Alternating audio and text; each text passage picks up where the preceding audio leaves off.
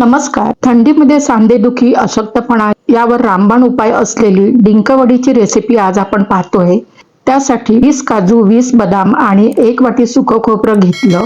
त्यातील काजू, बदाम एकत्र मिक्सरला दरदरीत वाटून घेतलं.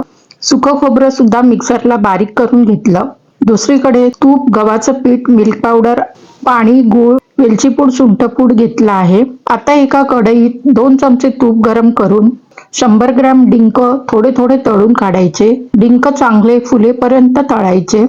तळलेले डिंक एका ग्लासाच्या साहाय्याने बारीक करायचे. डिंक बारीक केल्यावर त्याच कढईत 2 ते 3 चमचे तूप घालून 1 वाटी गव्हाचं पीठ भाजायचं.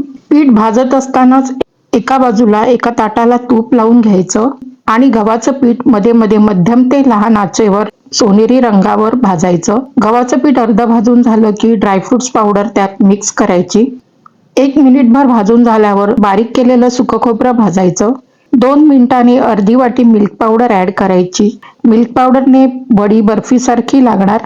सर्व छान मिक्स करून गॅस बंद करून खाली उतरून घ्यायचं आणि मिक्स करायचं. आता त्यात वाटलेला डिंक ऍड करायचा.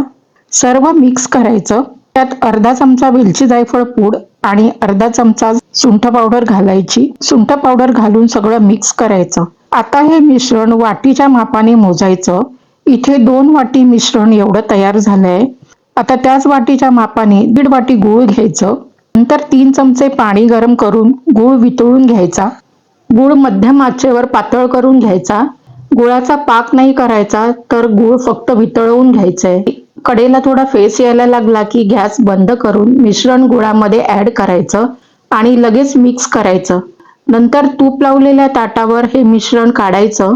मग एका ग्लासाला तूप लावून हे मिश्रण थापून घ्यायचं.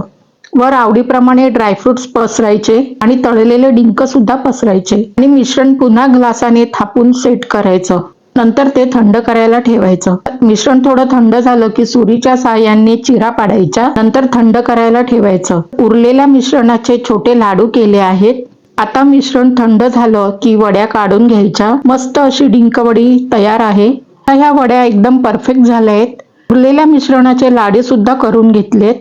अशी थंडीसाठी बनवलेली आजची डिंकाची वडीची रेसिपी तुम्हाला आवडली तर नक्की सबस्क्राईब करा. व्हिडिओ पाहिल्याबद्दल धन्यवाद.